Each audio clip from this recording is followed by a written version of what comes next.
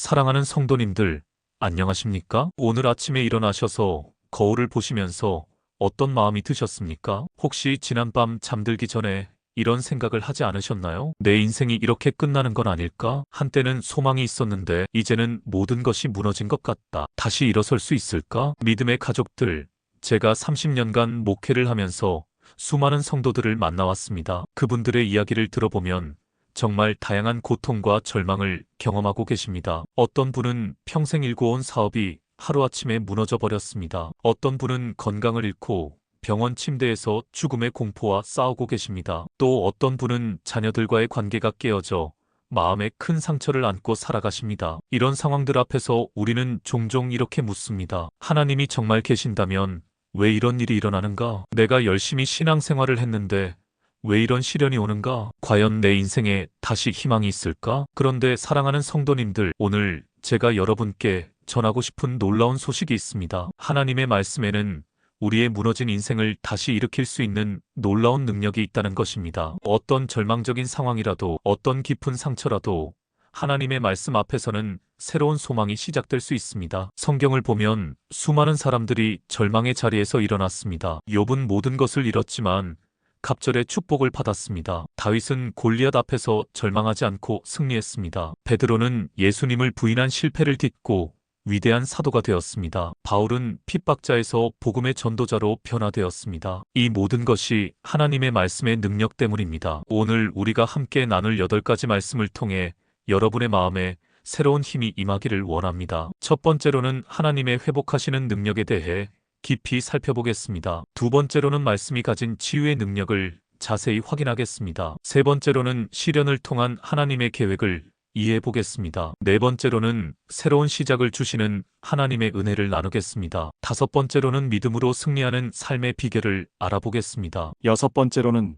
하나님의 때를 기다리는 지혜에 대해 말씀드리겠습니다. 일곱 번째로는 감사가 가져오는 놀라운 변화를 확인하겠습니다. 그리고 마지막 여덟 번째로는 우리가 품어야 할 영원한 소망의 확신에 대해 이야기하겠습니다. 오늘 이 말씀을 들으시는 모든 분들의 삶에 하나님의 놀라운 역사가 일어나기를 주님의 이름으로 축복합니다. 첫 번째로 하나님은 회복하시는 하나님이십니다. 성경 전체를 관통하는 하나의 큰 주제가 있다면 그것은 바로 회복입니다. 인류가 에덴 동산에서 쫓겨난 이후로 하나님께서는 끊임없이 회복의 역사를 이루어 오셨습니다. 욥기를 자세히 살펴보겠습니다. 욥이라는 사람은 당시 동방에서 가장 큰 부자였습니다. 그에게는 7 아들과 3 딸이 있었고 양이 7,000마리, 낙타가 3,000마리, 소가 500결이, 암나귀가 500마리나 있었습니다. 그런데 하루아침에 모든 것을 잃어버렸습니다. 욥기 1장 13절부터 19절까지의 말씀을 보시면 하루 동안에 연달아 4번의 재앙이 임했습니다. 사배안족이 소와 나귀를 빼앗아가고 하늘에서 하나님의 불이 내려와 양과 목자들을 살랐고 갈대아족이 낙타를 빼앗아가고 광풍이 불어와 집이 무너져 자녀들이 모두 죽었습니다. 그 다음에는 욥 자신도 발바닥부터 정수리까지 악창이 나서 기와 조각으로 몸을 긁으며 제 가운데 앉아 있어야 했습니다. 심지어 아내까지도 하나님을 욕하고 죽으라고 말했습니다. 그런데 여기서 우리가 주목해야 할 것은 욥의 반응입니다. 욥기 1장 21절에서 욥은 이렇게 고백합니다. 내가 모태에서 알몸으로 나왔은즉 또한 알몸으로 그리로 돌아가올지라 주신 이도 여호와시요 거두신 이도 여호와시오니 여호와의 이름이 찬송을 받으실지니이다. 이것이 바로 회복의 시작입니다. 절망적인 상황에서도 하나님을 원망하지 않고 오히려 찬송하는 마음입니다. 욥의 친구들인 엘리바스, 빌닷, 소발이 와서 욥을 정죄했습니다. 그들은 욥이 고난을 당하는 것은 분명히 죄를 지었기 때문이라고 몰아세웠습니다. 하지만 욥은 끝까지 자신의 의를 주장했습니다. 그리고 마침내 하나님께서 폭풍 가운데서 욥에게 나타나셨습니다. 욥기 38장부터 41장까지 하나님께서 욥에게 질문하시는 내용을 보면 그것은 욥을 책망하시는 것이 아니라 하나님의 주권과 능력을 깨닫게 하시는 것이었습니다. 욥은 하나님 앞에서 회개했습니다. 욥기 42장 5절에서 6절에서 욥은 이렇게 고백합니다. 내가 주께 대하여 귀로 듣기만 하였었더니 이제는 눈으로 주를 배움나이다. 그러므로 내가 스스로 거두어드리고 티끌과 제 가운데에서 회개하나이다. 그리고 하나님께서는 욥을 회복시켜 주셨습니다. 욥기 42장 10절에서 12절 말씀을 다시 보겠습니다. 욥이 그의 친구들을 위하여 기도할 때 여호와께서 욥의 곤경을 돌이키시고 욥에게 이전 소유보다 갑절이나 주셨고 이에 욥의 모든 형제와 자매와 이전에 알던 모든 사람이 와서 여호와께서 욥에게 내리신 모든 재앙에 대하여 그와 함께 먹으며 그를 위하여 슬퍼하며 위로하고 각각 캐시타 하나와 금고리 하나씩 그에게 주었더라. 여호와께서 욥의 말년에 욥에게 처음보다 더 복을 주시니 갑절의 축복입니다. 이전에 양이 7,000마리였는데 회복된 후에는 14,000마리가 되었습니다. 낙타가 3,000마리였는데 6,000마리가 되었습니다. 소가 500결이었는데 1,000결이가 되었습니다. 그런데 더 놀라운 것은 자녀들의 회복입니다. 욥기 42장 13절에서 15절을 보면 하나님께서 욥에게 다시 7 아들과 3 딸을 주셨는데 특별히 딸들의 아름다움이 온 땅에서 그들과 같은 자가 없을 정도였다고 기록되어 있습니다. 여기서 우리가 깨달아야 할 교훈이 있습니다. 하나님의 회복은 단순히 이전 상태로 돌아가는 것이 아니라 이전보다 더 큰 축복으로 회복시켜 주시는 것입니다. 오늘날 우리도 마찬가지입니다. 혹시 여러분 중에 사업의 실패로 인해 큰 빚을 지고 계시는 분이 계십니까? 하나님께서는 여러분의 경제를 회복시켜 주실 뿐만 아니라 이전보다 더 큰 축복을 주실 것입니다. 혹시 건강을 잃고 병원을 오가며 고통받고 계시는 분이 계십니까? 하나님께서는 여러분의 건강을 회복시켜 주시고 더욱 강건한 몸을 주실 것입니다. 혹시 가족 관계가 깨어져 마음의 상처를 안고 계시는 분이 계십니까? 하나님께서는 그 관계를 회복시켜 주시고 이전보다 더욱 아름다운 관계로 만들어 주실 것입니다. 2019년에 제가 만난 한 성도님의 이야기를 들려드리겠습니다. 이분은 30년간 운영하던 제조업체가 중국산 제품의 저가 공세로 인해 문을 닫게 되었습니다. 수십억 원의 빚을 지게 되었고 집까지 경매에 넘어갔습니다. 60세가 넘은 나이에 모든 것을 잃었지요. 그런데 이분이 절망하지 않고 하나님께 간절히 기도했습니다. 그리고 새로운 아이디어를 얻어서 친환경 제품을 개발하기 시작했습니다. 처음에는 작은 원룸에서 혼자 시작했지만 하나님께서 축복하셔서 지금은 이전보다 몇 배나 큰 기업을 운영하고 계십니다. 이것이 바로 하나님의 회복의 능력입니다. 우리가 절망할 때 하나님은 새로운 길을 열어주시고 이전보다 더 큰 축복으로 회복시켜 주십니다. 그러나 여기서 중요한 것은 욥처럼 하나님을 향한 신뢰를 잃지 않는 것입니다. 어떤 상황에서도 하나님의 이름이 찬송을 받으실지니이다라고 고백할 수 있는 믿음이 필요합니다. 두 번째로 하나님의 말씀에는 치유의 능력이 있습니다. 우리의 마음이 상하고 영혼이 병들었을 때 무엇이 우리를 치유할 수 있겠습니까? 의학이 발달한 오늘날에도 마음의 병은 쉽게 치료되지 않습니다. 우울증, 불안장애, 공황장애로 고생하는 사람들이 점점 늘어나고 있습니다. 그런데 성경은 놀라운 치유의 능력이 있다고 말씀합니다. 시편 107편 20절 말씀을 다시 보겠습니다. 그가 그의 말씀을 보내어 그들을 고치시고 위험한 지경에서 건지시는도다. 여기서 주목할 것은 하나님이 말씀을 보내신다는 것입니다. 말씀 자체가 치유의 도구가 된다는 의미입니다. 히브리서 4장 12절 말씀입니다. 하나님의 말씀은 살아있고 활력이 있어 좌우의 날선 어떤 검보다도 예리하여 혼과 영과 및 관절과 골수를 찔러 쪼개기까지 하며 또 마음의 생각과 뜻을 판단하나니 말씀은 살아있습니다. 단순한 글자가 아니라 살아있는 생명력이 있어서 우리의 깊은 내면까지 들어가서 치유하고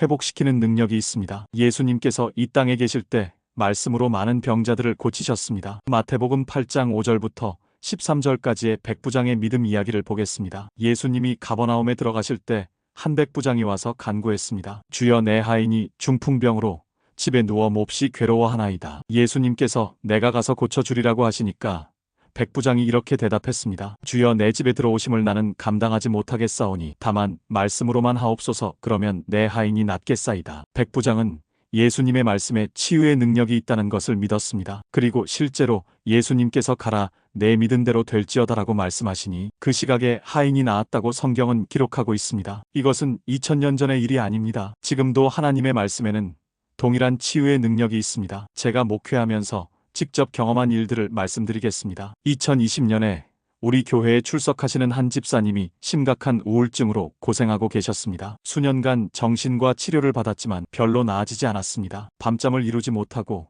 식욕도 없어서 몸무게가 급격히 빠졌습니다. 심지어 극단적인 생각까지 하게 되었습니다. 그런데 이분이 매일 아침 시편을 읽기 시작했습니다. 특히 시편 23편 말씀을 반복해서 읽고 암송했습니다. 여호와는 나의 목자시니 내게 부족함이 없으리로다. 그가 나를 푸른 풀밭에 누이시며 쉴만한 물가로 인도하시는도다. 내 영혼을 소생시키시고 자기 이름을 위하여 의의 길로 인도하시는도다. 처음에는 별다른 느낌이 없었다고 합니다. 그런데 한 달, 2달 계속하다 보니 마음에 평안이 오기 시작했습니다. 밤에 잠을 못 이룰 때마다 시편 23편을 암송하면 마음이 안정되었습니다. 6개월 후에는 완전히 회복되어서 지금은 활발하게 교회 봉사를 하고 계십니다. 의사도 신기해할 정도로 완전히 치유되었습니다. 또 다른 사례를 말씀드리겠습니다. 한 청년이 심한 불안장애로 고생했습니다. 대학 시험만 보려고 하면 가슴이 두근거리고 숨이 막혀서 시험을 포기하는 일이 반복되었습니다. 그래서 몇 년째 대학에 가지 못하고 있었습니다. 이 청년에게 빌립보서 4장 6절과 7절 말씀을 붙들고 기도하라고 권했습니다. 아무것도 염려하지 말고 다만 모든 일에 기도와 간구로 너희 구할 것을 감사함으로 하나님께 아뢰라. 그리하면 모든 지각에 뛰어난 하나님의 평강이 그리스도 예수 안에서 너희 마음과 생각을 지키시리라. 이 청년이 이 말씀을 붙들고 매일 기도했습니다. 시험을 앞두고 불안할 때마다 이 말씀을 암송하며 기도했습니다. 그리고 점차 마음에 평강이 임하기 시작했습니다. 결국 이 청년은 대학에 합격했고 지금은 졸업해서 좋은 직장에 다니고 있습니다. 하나님의 말씀이 그의 불안을 치유하고 새로운 용기를 주었던 것입니다. 이사야 55장 10절과 11절 말씀입니다. 이는 비와 눈이 하늘로부터 내려서 그리로 되돌아가지 아니하고 토지를 적셔서 소출이 나게 하며 싹이 나게 하여 파종하는 자에게는 종자를 주며 먹는 자에게는 양식을 줌과 같이 내 입에서 나가는 말도 이와 같이 내게로 헛되이 되돌아오지 아니하고 나의 기뻐하는 뜻을 이루며 내가 보낸 일에 형통하리라. 하나님의 말씀은 헛되이 되돌아오지 않습니다. 반드시 하나님의 뜻을 이루고 형통하게 하는 능력이 있습니다. 그러므로 지금 마음에 상처가 있으신 분들, 영혼이 병들어 고통받고 계신 분들은 말씀을 읽으시기 바랍니다. 특히 시편과 잠언 그리고 신약의 복음서를 반복해서 읽으시기 바랍니다. 처음에는 느낌이 없을지 모르지만 계속 읽다 보면 말씀이 여러분의 마음을 치유하고 회복시킬 것입니다. 세 번째로 시련을 통한 하나님의 계획을 이해해야 합니다. 많은 사람들이 시련을 당할 때 왜 하나님이 나에게 이런 일을 허락하시는가? 라고 원망합니다. 그러나 성경을 보면 하나님께서는 시련을 통해 더 큰 축복을 예비하고 계시다는 것을 알 수 있습니다. 요셉의 이야기를 살펴보겠습니다. 요셉은 아버지 야곱의 사랑을 받는 아들이었습니다. 그런데 형들의 시기와 질투로 인해 애굽의 노예로 팔려갔습니다. 17세의 어린 나이에 고향과 가족을 떠나 노예가 된 것입니다. 보디발의 집에서 충성스럽게 일했지만 억울하게 누명을 쓰고 감옥에 갇혔습니다. 감옥에서도 하나님을 신뢰하며 묵묵히 맡은 일을 했습니다. 그러나 13년이라는 긴 세월을 시련 가운데 보내야 했습니다. 그런데 하나님께서는 이 모든 과정을 통해 요셉을 애굽의 총리로 세우셨습니다. 바로의 꿈을 해석하여 7년 풍년과 7년 흉년을 예언했고 흉년에 대비하여 양식을 저축하게 했습니다. 그 결과 애굽뿐만 아니라 주변 나라들까지 기근에서 구원받을 수 있었습니다. 요셉이 형들과 재회했을 때 한 말이 인상적입니다. 창세기 50장 20절 말씀입니다. 당신들은 나를 해하려 하였으나 하나님은 그것을 선으로 바꾸사 오늘과 같이 많은 백성의 생명을 구원하게 하시려 하셨나니. 요셉은 자신이 당한 시련이 하나님의 큰 계획 가운데 있었다는 것을 깨달았습니다. 만약 요셉이 형들에게 팔려가지 않았다면 애굽의 총리가 될 수 없었을 것이고 7년 흉년 때 수많은 사람들이 굶어 죽었을 것입니다. 하나님께서는 요셉의 시련을 통해 더 큰 구원의 역사를 이루신 것입니다. 모세의 경우도 마찬가지입니다. 모세는 왕궁에서 자랐지만 이스라엘 백성을 구원하려다가 사람을 죽이고 광야로 도망가야 했습니다. 40년간 광야에서 양을 치며 힘든 시간을 보냈습니다. 그러나 하나님께서는 이 광야의 40년을 통해 모세를 이스라엘 백성을 인도할 지도자로 준비시키셨습니다. 광야 생활의 경험이 나중에 이스라엘 백성들을 40년간 광야에서 인도하는데 큰 도움이 되었습니다. 다윗의 경우도 그렇습니다. 다윗은 사무엘에게 기름 부음을 받고 왕으로 선택되었지만 실제로 왕이 되기까지 수많은 시련을 겪어야 했습니다. 사울 왕의 추격을 받아 동굴과 광야를 떠돌며 도망 다녀야 했습니다. 그러나 이 시련의 기간이 다윗을 위대한 왕으로 준비시키는 시간이었습니다. 이때 지은 시편들이 지금까지도 수많은 사람들에게 위로와 힘을 주고 있습니다. 신약에서도 마찬가지입니다. 사도 바울은 회심한 후에도 수많은 고난을 당했습니다. 감옥에 갇히고 매를 맞고 돌에 맞고 파선을 당하는 등 온갖 시련을 겪었습니다. 그러나 바울은 이렇게 고백했습니다. 로마서 8장 18절 말씀입니다. 생각하건대 현재의 고난은 장차 우리에게 나타날 영광과 비교할 수 없도다. 바울은 현재의 고난이 장차 올 영광을 위한 준비 과정이라고 이해했습니다. 고린도후서 4장 17절 말씀입니다. 우리가 잠시 받는 환난에 경한 것이 지극히 크고 영원한 영광에 중한 것을 우리에게 이루어 주심이라. 환난조차도 영광을 이루어주는 도구가 된다는 것입니다. 야고보서 1장 2절에서 4절 말씀입니다. 내 형제들아 너희가 여러 가지 시험을 당하거든 온전히 기쁘게 여기라. 이는 너희 믿음의 시련이 인내를 만들어내는 줄 너희가 알미라. 인내를 온전히 이루라. 이는 너희로 온전하고 구비하여 조금도 부족함이 없게 하려 함이라. 시험과 시련이 우리를 온전하게 만드는 과정이라는 것입니다. 베드로전서 1장 6절과 7절 말씀입니다. 그러므로 너희가 이제 여러 가지 시험으로 말미암아 잠깐 근심하게 되지 않을 수 없으나 오히려 즐거워하는도다. 너희 믿음의 확실함은 불로 연단하여도 없어질 금보다 더 귀하여 예수 그리스도께서 나타나실 때 칭찬과 영광과 존귀를 얻게 하려 함이라. 믿음이 불로 연단되는 과정에서 더욱 귀한 것이 된다는 말씀입니다. 사랑하는 성도님들, 혹시 지금 여러분이 힘든 시련을 겪고 계신다면 낙심하지 마시기 바랍니다. 하나님께서는 그 시련을 통해 여러분을 더 큰 축복의 자리로 인도하고 계시는 것입니다. 2018년에 제가 만난 한 성도님의 이야기입니다. 이분은 40대 중반에 다니던 회사에서 구조조정으로 해고되었습니다. 20년 가까이 다닌 회사에서 하루아침에 쫓겨난 것입니다. 나이도 많고 마땅한 일자리도 없어서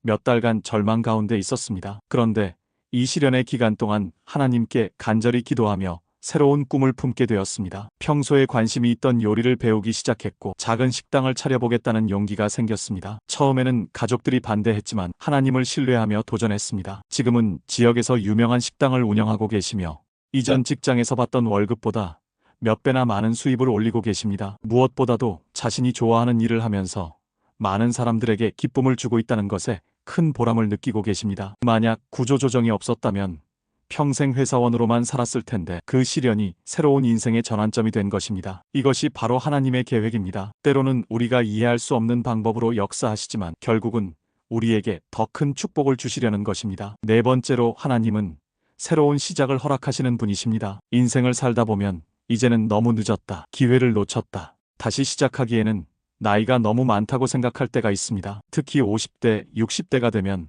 새로운 도전을 포기하고 현재에 안주하려는 경향이 있습니다. 그런데 성경을 보면 하나님께는 너무 늦었다는 말이 없습니다. 언제든지 새로운 시작을 허락하시고 새로운 기회를 주십니다. 아브라함을 보십시오. 하나님께서 아브라함을 부르신 것은 그가 75세일 때였습니다. 창세기 12장 1절에서 4절 말씀입니다. 여호와께서 아브라함에게 이르시되 너는 너의 고향과 친척과 아버지의 집을 떠나 내가 내게 보여줄 땅으로 가라. 내가 너로 큰 민족을 이루고 내게 복을 주어 내 이름을 창대하게 하리니 너는 복의 근원이 될지라.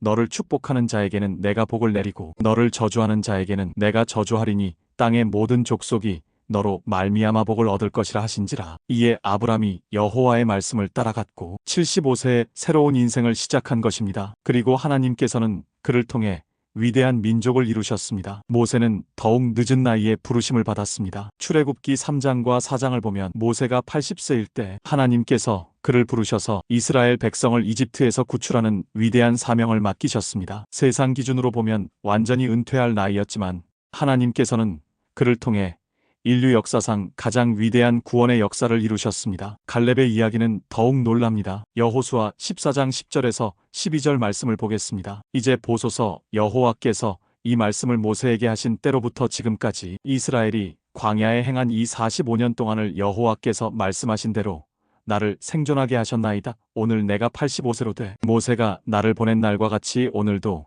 내가 강건하니 나의 힘이 그때나 지금이나 같아서 싸움에나 출입에 감당할 수 있어온즉 그날에 여호와께서 말씀하신 이 산지를 내게 주소서. 85세의 나이에 내게 이 산지를 주소서라고 말하며 새로운 도전을 시작한 것입니다. 갈렙은 나이를 핑계로 포기하지 않았습니다. 오히려 더욱 강한 의지로 새로운 땅을 정복하겠다고 나선 것입니다. 신약에서도 마찬가지입니다. 니고데모는 나이가 많은 바리새인이었지만 예수님을 만나 새로운 인생을 시작했습니다. 요한복음 3장 1절에서 8절을 보면 니고데모가 밤에 예수님을 찾아와서 대화를 나누는 장면이 나옵니다. 예수님께서 사람이 거듭나지 아니하면 하나님의 나라를 볼 수 없느니라고 말씀하시니까 니고데모가 사람이 늙으면 어떻게 날 수 있사옵나이까?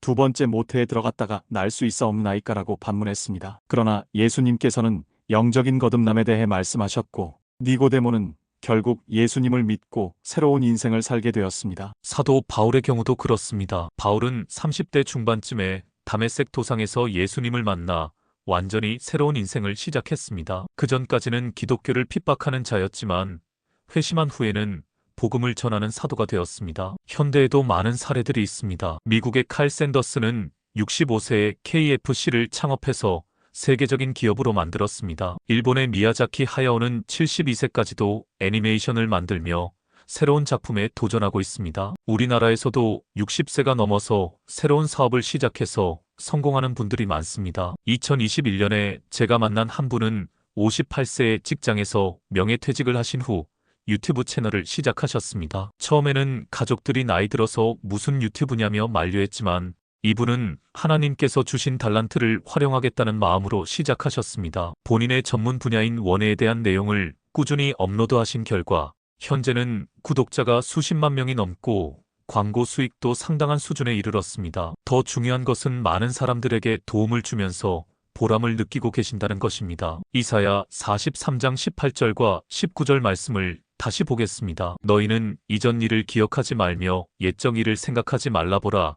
내가 새 일을 행하리니 이제 나타낼 것이라 너희가 그것을 알지 못하겠느냐? 정령이 내가 광야의 길을 사막에 강을 내리라. 하나님은 지금도 새 일을 행하고 계십니다. 광야 같은 상황에서도 길을 내시고 사막 같은 절망에서도 강물을 흐르게 하십니다. 과거의 실패나 상처에 매여 있지 마시기 바랍니다. 나이가 많다고 해서 새로운 꿈을 포기하지 마십시오. 하나님께서는 여러분을 위해 새로운 기회를 예비하고 계십니다. 고린도후서 5장 17절 말씀입니다. 그런즉 누구든지 그리스도 안에 있으면 새로운 피조물이라 이전 것은 지나갔으니 보라 새 것이 되었도다. 그리스도 안에서는 누구든지 새로운 피조물이 됩니다. 나이와 상관없이 과거와 상관없이 새로운 시작이 가능합니다. 다섯 번째로 믿음으로 승리하는 삶의 비결을 알아야 합니다. 세상에는 수많은 어려움과 도전들이 있습니다. 그런데 어떤 사람은 그 어려움을 이겨내고 승리하는 반면 어떤 사람은 좌절하고 포기합니다. 그 차이가 무엇일까요? 성경은 그 비결이 바로 믿음에 있다고 말합니다. 요한일서 5장 4절 말씀입니다. 무릇 하나님께로부터 난 자마다 세상을 이기느니라.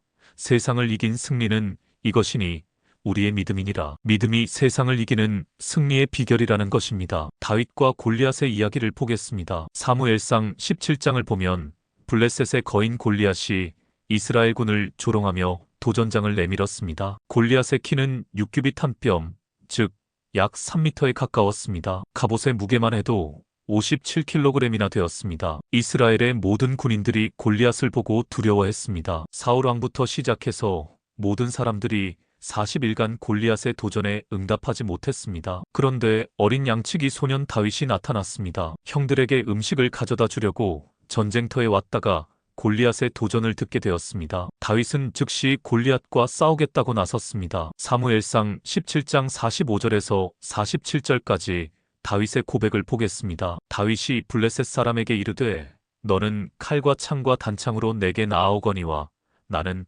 만군의 여호와의 이름 곧 내가 모독하는 이스라엘 군대의 하나님의 이름으로 내게 나아가노라.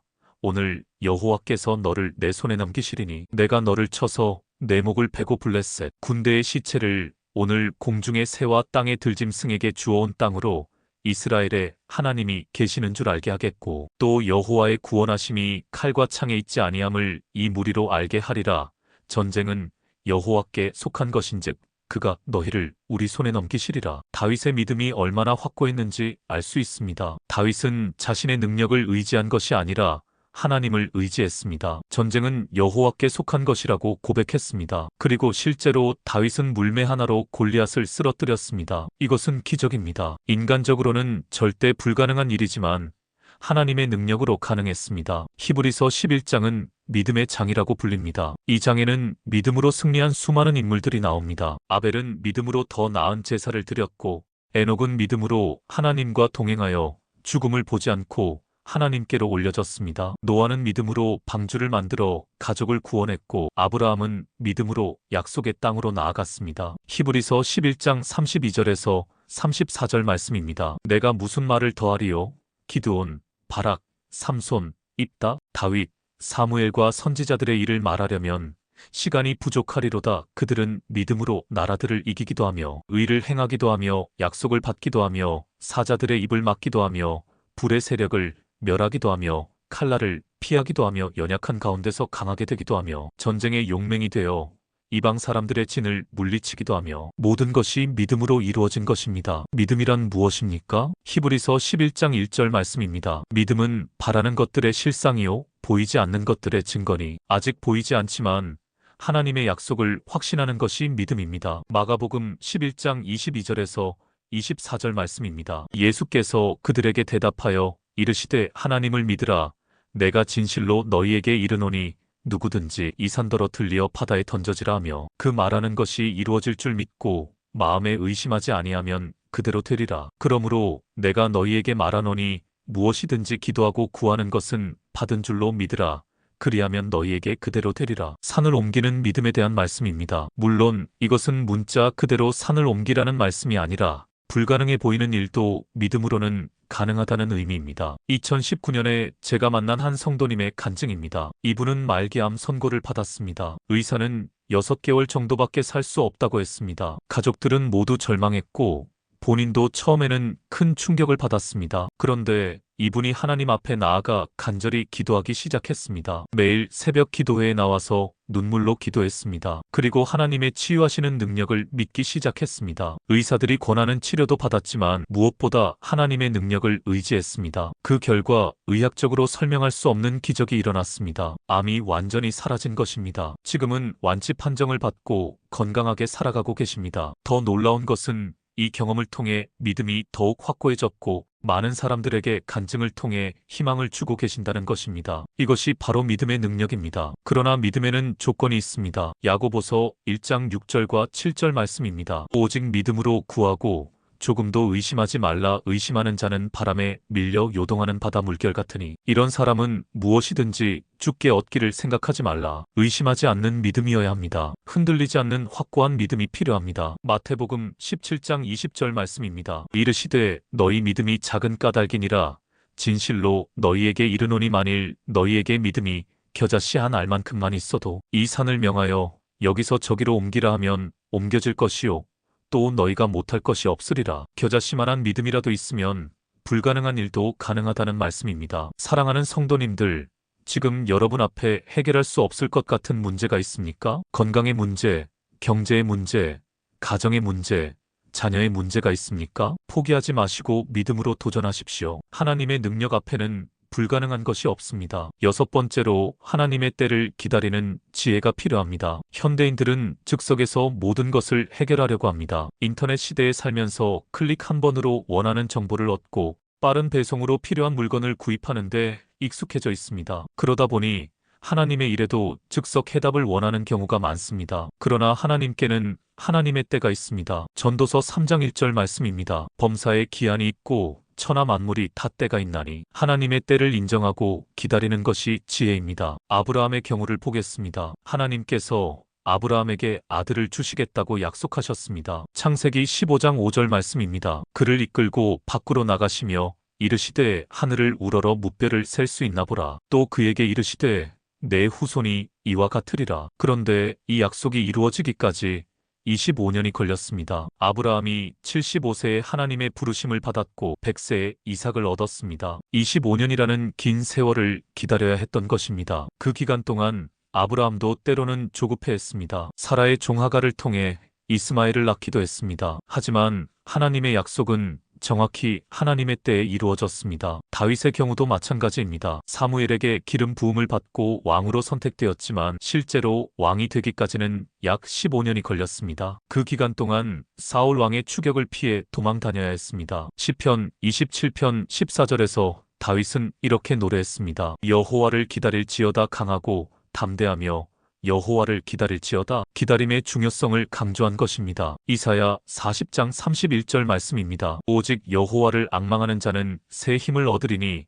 독수리가 날개치며 올라감 같을 것이요 다른 박질하여도 고나지 아니하겠고 걸어가도 피곤하지 아니하리로다. 하나님을 기다리는 자에게 새 힘을 주신다는 약속입니다. 하박국 2장 3절 말씀입니다. 이 묵시는 정한 때가 있나니 그 종말을 향하여 달려가나니 거짓이 없으리라. 비록 더딜지라도 기다리라. 지체되지 아니하고 반드시 응하리라. 하나님의 약속에는 정한 때가 있다는 것입니다. 비록 더딜지라도 기다리면 반드시 응답해 주신다는 약속입니다. 갈라디아서 6장 9절 말씀입니다. 우리가 선을 행하되 낙심하지 말지니 포기하지 아니하면 때가 이름에 거두리라. 때가 이르면 반드시 거둔다는 약속입니다. 기다림에는 여러 가지 유익이 있습니다. 첫째, 기다림을 통해 우리의 믿음이 성장합니다. 즉석에서 모든 것이 해결되면 믿음이 성장할 기회가 없습니다. 기다리는 동안 하나님을 더욱 간절히 찾게 되고 믿음이 깊어집니다. 둘째, 기다림을 통해 우리의 성품이 연단됩니다. 인내, 겸손, 온유함 등의 성품들이 기다림을 통해 형성됩니다. 셋째, 기다림을 통해 우리가 준비됩니다. 하나님의 축복을 받기 위해서는 그에 합당한 준비가 필요합니다. 기다리는 동안 하나님께서는 우리를 준비시키십니다. 넷째, 기다림을 통해 하나님의 영광이 더욱 드러납니다. 인간적인 방법으로 빨리 해결되면 하나님의 영광이 가려질 수 있습니다. 하지만 하나님의 때에 이루어지면 하나님의 능력이 더욱 분명히 드러납니다. 2020년에 제가 상담한 한 성도님의 이야기입니다. 이분은 오랫동안 결혼을 원했지만 좋은 배우자를 만나지 못해서 고민이 많았습니다. 30대 후반이 되도록 결혼을 못하니까 조급해져서 서둘러 결혼을 하려고 했습니다. 그런데 기도 중에 하나님의 음성을 들었습니다. 조금 더 기다려라. 내가 준비한 사람이 있다. 그래서 서두르지 않고 하나님의 때를 기다리기로 했습니다. 2년 후에 정말 좋은 분을 만나게 되었고 아름다운 결혼을 하게 되었습니다. 만약 조급하게 서둘렀다면 이런 축복을 놓쳤을 것입니다. 지금 돌아보니 하나님의 때가 최선이었다고 고백하고 계십니다. 사랑하는 성도님들, 혹시 지금 간절히 기도하고 있는데 응답이 오지 않아서 답답하십니까? 포기하지 마시고 조금 더 기다려 보십시오. 하나님의 때는 우리의 때와 다를 수 있지만 반드시 최선의 때에 최선의 방법으로 응답해 주실 것입니다. 7번째로, 감사가 가져오는 놀라운 변화를 알아야 합니다. 감사는 단순한 예의나 습관이 아닙니다. 감사는 우리의 삶을 근본적으로 변화시키는 놀라운 힘이 있습니다. 데살로니가전서 5장 18절 말씀입니다. 범사에 감사하라. 이것이 그리스도 예수 안에서 너희를 향하신 하나님의 뜻이니라. 범사에 감사하라고 하셨습니다. 좋은 일에만 감사하는 것이 아니라 모든 일에 감사하라는 것입니다. 이것이 어떻게 가능할까요? 로마서 8장 28절 말씀 때문입니다. 우리가 알거니와 하나님을 사랑하는 자, 곧 그의 뜻대로 부르심을 입은 자들에게는 모든 것이 합력하여 선을 이루느니라. 모든 일이 결국 우리에게 유익하게 되기 때문에 감사할 수 있는 것입니다. 요나의 이야기를 보겠습니다. 요나는 하나님의 명령을 거역하고 다시스로 도망갔다가 큰 물고기 뱃속에 갇혔습니다. 절망적인 상황이었습니다. 그런데 요나서 2장 9절에서 요나가 어떻게 기도했는지 보겠습니다. 나는 감사하는 목소리로 주께 제사를 드리며 나의 서원을 주께 갚겠나이다. 구원은 여호와께로부터 나오느니라 하니라. 절망적인 상황에서도 감사의 제사를 드렸습니다. 그러자 하나님께서 큰 물고기에게 명하여 요나를 무태 토하게 하셨습니다. 바울과 실라의 이야기도 마찬가지입니다. 사도행전 16장을 보면 바울과 실라가 빌립보에서 복음을 전하다가 억울하게 감옥에 갇혔습니다. 매를 맞고 족쇄까지 채워진 상황이었습니다. 그런데 25절 말씀을 보면 놀라운 일이 기록되어 있습니다. 밤중쯤 되어 바울과 실라가 기도하고 하나님을 찬송함에 죄수들이 듣더라. 감옥에서 찬송을 부른 것입니다. 그러자 26절에서 이에 갑자기 큰 지진이 나서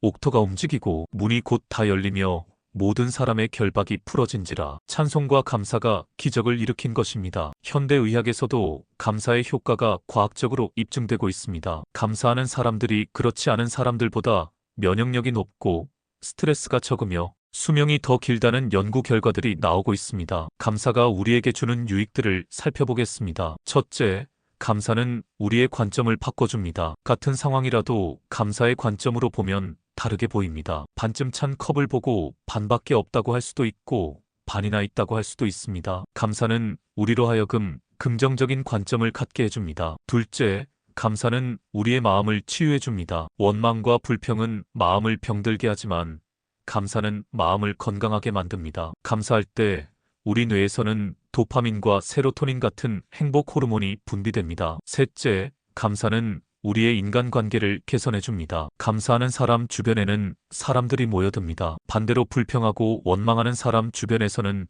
사람들이 떠납니다. 넷째, 감사는 더 큰 축복을 가져옵니다. 마태복음 25장 29절 말씀입니다. 무릇 있는 자는 받아 풍족하게 되고 없는 자는 그 있는 것까지 빼앗기리라. 감사하는 자에게는 더 많은 감사할 일들이 생깁니다. 2022년에 제가 만난 한 성도님의 간증입니다. 이분은 IMF 때 회사가 부도나면서 집까지 잃고 전세방으로 이사를 가야 했습니다. 두 자녀가 대학생이었는데 등록금도 마련하기 어려운 상황이었습니다. 처음에는 원망과 불평만 가득했습니다. 하나님이 계시다면 왜 이런 일이? 열심히 교회 다녔는데 왜? 그런데 어느 날 설교 중에 범사에 감사하라는 말씀을 들었습니다. 처음에는 이 상황에서 무엇을 감사하란 말인가? 라고 생각했습니다. 하지만 기도하면서 조금씩 감사할 것들을 찾기 시작했습니다. 집은 잃었지만 가족이 건강한 것, 비록 어렵지만 일할 곳이 있는 것, 교회 성도들의 도움을 받을 수 있는 것 등등. 처음에는 억지로 하는 감사였지만 점점 진심으로 감사하게 되었습니다. 그러자 마음이 평안해지고 희망이 생기기 시작했습니다. 그리고 놀라운 일들이 일어나기 시작했습니다. 새로운 일자리가 생겼고 예상보다 좋은 조건의 집을 구하게 되었습니다. 자녀들도 장학금을 받아서 학비 걱정을 덜 수 있었습니다. 5년 후에는 이전보다 더 큰 집을 마련할 수 있었고 지금은 여러 사업을 하시며 풍족하게 살고 계십니다. 무엇보다 그 어려운 시기를 통해 하나님에 대한 믿음이 더욱 깊어졌다고 간증하셨습니다. 이것이 바로 감사의 능력입니다. 빌립보서 4장 4절 말씀입니다. 주 안에서 항상 기뻐하라. 내가 다시 말하노니 기뻐하라. 항상 기뻐하라고 하셨습니다. 감사와 기쁨은 밀접한 관련이 있습니다. 감사할 때 기쁨이 생기고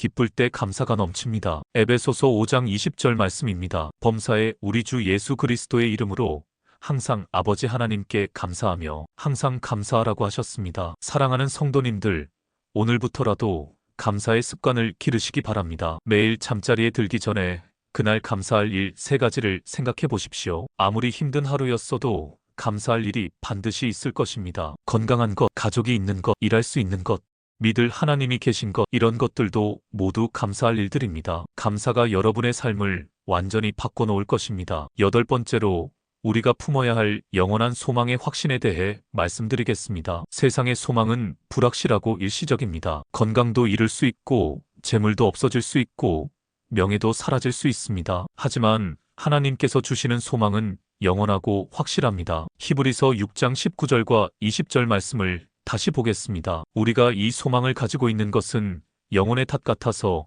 튼튼하고 견고하여 휘장 안에 들어가나니 그리로 앞서 가신 예수께서 멜기세덱의 반차를 따라 영원히 대제사장이 되어 우리를 위하여 들어가셨느니라. 소망이 영혼의 탑 같다고 했습니다. 배가 폭풍우를 만났을 때 닻을 내리면 안전하게 정박할 수 있습니다. 마찬가지로 인생의 폭풍우를 만났을 때 하나님께 대한 소망이 우리 영혼을 안전하게 지켜줍니다. 그런데 이 소망의 근거가 무엇입니까? 바로 예수 그리스도께서 우리를 위해 하늘 성소에 들어가셨다는 것입니다. 예수님께서 우리의 영원한 대제사장이 되어주셨기 때문에 우리는 확실한 소망을 가질 수 있습니다. 베드로전서 1장 3절과 4절 말씀입니다. 찬송하리로다. 우리 주 예수 그리스도의 아버지 하나님이 그의 많으신 긍휼대로 예수 그리스도를 죽은 자 가운데서 부활하게 하심으로 말미암아 우리를 거듭나게 하사 산 소망이 있게 하시며 썩지 않고 더럽혀지지 않고 쇠하지 아니하는 유업을 있게 하시나니 곧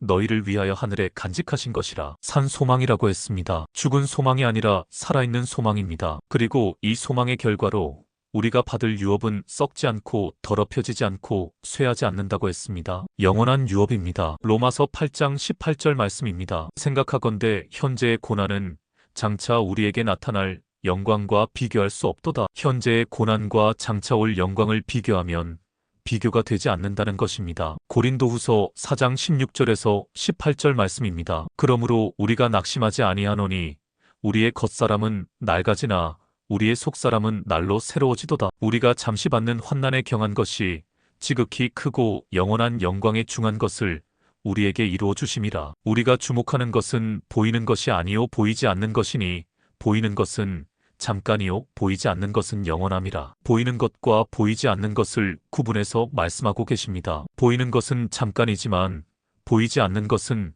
영원하다는 것입니다. 우리의 소망은 이 땅의 것들에 있지 않습니다. 골로새서 3장 1절과 2절 말씀입니다. 그러므로 너희가 그리스도와 함께 다시 살리심을 받았으면 위의 것을 찾으라.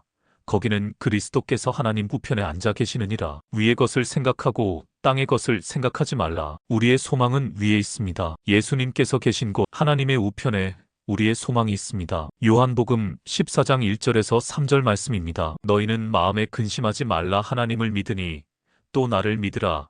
내 아버지 집에 거할 곳이 많도다. 그렇지 않으면 너희에게 일렀으리라. 내가 너희를 위하여 거처를 예비하러 가노니 가서 너희를 위하여 거처를 예비하면 내가 다시 와서 너희를 내게로 영접하여 나 있는 곳에 너희도 있게 하리라. 예수님께서 우리를 위해 하늘의 거처를 예비하고 계십니다. 그리고 다시 오셔서 우리를 영접하실 것입니다. 이것이 우리의 영원한 소망입니다. 요한계시록 21장 4절 말씀입니다. 모든 눈물을 그 눈에서 닦아주시니 다시는 사망이 없고 애통하는 것이나 곡하는 것이나 아픈 것이 다시 있지 아니하리니 처음 것들이 다 지나갔음이라라. 새 하늘과 새 땅에서는 더 이상 눈물도 죽음도 애통함도 아픔도 없을 것입니다. 모든 고통이 사라지고 영원한 기쁨만 있을 것입니다. 이것이 바로 우리의 소망입니다. 이 소망 때문에 우리는 현재의 어떤 어려움도 이겨낼 수 있습니다. 데살로니가전서 4장 13절과 14절 말씀입니다. 형제들아, 자는 자들에 관하여는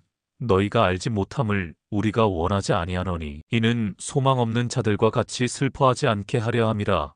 우리가 예수께서 죽으셨다가 다시 살아나심을 믿을진대 이와 같이 예수 안에서 자는 자들도 하나님이 그와 함께 데리고 오시리라. 우리는 소망 없는 자들과 다릅니다. 죽음 앞에서도 절망하지 않습니다. 왜냐하면 부활의 소망이 있기 때문입니다. 2023년에 우리 교회에서 하늘나라로 가신 한 집사님의 이야기입니다. 이분은 몇 년간 암으로 투병하셨는데 돌아가시기 직전까지도 소망을 잃지 않으셨습니다. 병실에서 다른 환자들에게 복음을 전하시고 간병인들에게도 하나님의 사랑을 나누셨습니다. 마지막 순간에 가족들에게 이렇게 말씀하셨다고 합니다. 걱정하지 마세요. 나는 예수님 품에 안기러 갑니다. 먼저 가서 기다리고 있을게요. 죽음 앞에서도 이렇게 평안할 수 있는 것은 영원한 소망이 있기 때문입니다. 빌립보서 1장 21절에서 바울이 고백한 것처럼 이는 내게 사는 것이 그리스도니 죽는 것도 유익함이라고 할 수 있는 것입니다. 사랑하는 성도님들, 이 세상에서 당하는 어떤 고난도 영원한 관점에서 보면 잠시입니다. 우리에게는 영원한 소망이 있습니다. 이 소망을 붙들고 오늘도 담대히 살아가십시오. 현재의 어려움에만 집중하지 마시고 하나님이 예비하신 영광스러운 미래를 바라보십시오. 지금은 어둡고 힘들어도 하나님의 때가 되면 반드시 새로운 아침이 올 것입니다. 시편 30편 5절 말씀처럼 저녁에는 울음이 깃들릴지라도 아침에는 기쁨이 오리로다. 이것이 우리가 가진 확실한 소망입니다. 이 소망을 붙들고 오늘도 승리하는 삶을 살아가시기 바랍니다. 사랑하는 믿음의 가족들, 오늘 우리가 함께 나눈 8가지 말씀을 다시 한번 정리해 보겠습니다. 첫째, 하나님은 우리의 무너진 인생을 회복시켜 주시는 분이십니다. 이욥처럼 모든 것을 잃었다고 해도 하나님께서는 갑절의 복으로 회복시켜 주십니다. 어떤 절망적인 상황에서도 하나님은 새로운 길을 열어주십니다. 둘째, 하나님의 말씀에는 놀라운 치유의 능력이 있습니다. 어떤 상처도, 어떤 아픔도, 어떤 마음의 병도 말씀의 능력 앞에서는 치유될 수 있습니다. 말씀은 살아있고 활력이 있어서 우리의 깊은 내면까지 들어가서 치유하고 회복시킵니다. 셋째, 시련을 통한 하나님의 계획을 이해해야 합니다. 요셉처럼, 모세처럼, 다윗처럼 시련은 더 큰 축복을 위한 준비 과정입니다. 현재의 고난은 장차 나타날 영광과 비교할 수 없습니다. 넷째, 하나님은 언제든지 새로운 시작을 허락하시는 분이십니다. 아브라함처럼, 모세처럼, 갈렙처럼 나이가 많아도 실패를 경험했어도 하나님과 함께라면 새로운 꿈을 꿀 수 있습니다. 다섯째, 믿음으로 승리하는 삶의 비결을 알아야 합니다. 다윗처럼 골리앗 같은 거대한 문제 앞에서도 믿음으로 도전하면 승리할 수 있습니다. 믿음이 세상을 이기는 승리입니다. 여섯째, 하나님의 때를 기다리는 지혜가 필요합니다. 아브라함처럼, 다윗처럼 하나님의 약속은 반드시 이루어지지만 하나님의 때가 있습니다. 조급해하지 말고 하나님의 때를 신뢰하며 기다리십시오. 일곱째, 감사가 가져오는 놀라운 변화를 경험해야 합니다. 바울과 실라처럼 감옥에서도 찬송할 수 있는 감사의 마음이 기적을 일으킵니다. 범사에 감사하는 것이 하나님의 뜻입니다. 여덟째, 우리에게는 변하지 않는 확실한 영원한 소망이 있습니다. 예수님께서 우리를 위해 하늘의 거처를 예비하고 계시고 다시 오셔서 우리를 영접하실 것입니다. 이 소망이 우리 영혼에 닿이 됩니다. 이 8가지 말씀이 여러분의 마음에 깊이 새겨져서 어떤 어려움을 만나더라도 흔들리지 않는 믿음으로 승리하시기를 주님의 이름으로 축복합니다. 혹시 오늘 이 말씀 중에서 특별히 마음에 와닿은 부분이 있으시다면 좋아요 버튼을 눌러주시고 댓글로 어떤 말씀이 가장 은혜가 되었는지 나눠주시기 바랍니다. 여러분의 간증이 다른 분들에게도 큰 격려가 될 것입니다. 그리고 주변에 지금 힘들어 하시는 분들이 계시다면 이 영상을 공유해 주십시오. 하나님의 말씀이 더 많은 사람들의 삶을 회복시키고 치유하는 도구로 사용되기를 원합니다. 또한 이 채널을 구독하시고 알림 설정을 해주시면 새로운 말씀 영상이 올라올 때마다 알림을 받으실 수 있습니다. 계속해서 하나님의 말씀으로 여러분의 영혼의 양식을 공급해 드리겠습니다. 마지막으로 기도하겠습니다. 사랑하는 하나님 아버지, 오늘 이 긴 시간 동안 말씀을 들어주신 모든 성도들을 축복해 주옵소서. 지금 무너진 것 같은 상황에 있는 분들에게는 하나님의 회복의 능력이 나타나게 하여 주시고, 마음에 상처가 있는 분들에게는 말씀의 치유 능력이 임하게 하여 주옵소서. 시련 가운데 있는 분들이 그 시련의 의미를 깨닫고 하나님의 계획을 신뢰할 수 있게 하여 주시고, 새로운 시작을 원하는 분들에게는 하나님의 인도하심을 받아 담대히 도전할 수 있는 용기를 주옵소서. 믿음이 약한 분들에게는 산을 옮기는 믿음을 주시고, 조급해하는 분들에게는 하나님의 때를 기다리는 인내를 주옵소서. 원망과 불평이 많은 분들에게는 범사에 감사하는 마음을 주시고, 소망을 잃고 절망하는 분들에게는 영원한 소망이 마음에 새겨지게 하여 주옵소서. 무엇보다 오늘 들은 이 말씀들이 단순히 지식으로만 남지 않고 실제의 삶 속에서 경험되고 체험되는 살아있는 말씀이 되게 하여 주옵소서. 이 모든 것을 우리 주 예수 그리스도의 이름으로 기도드립니다. 아멘. 사랑하는 성도님들, 오늘도 하나님의 은혜와 평강이 여러분과 함께 하시기를 축복합니다. 여러분의 삶에 하나님의 놀라운 회복의 역사가 일어나기를 주님의 이름으로 축원합니다. 이 말씀을 들으시는 모든 분들의 무너진 인생이 다시 일어나기를 간절히 기도합니다. 하나님의 능력이 여러분과 함께 하시기를 축복합니다. 다음 시간에도 더욱 은혜로운 말씀으로 찾아뵙겠습니다. 평안하시기 바랍니다.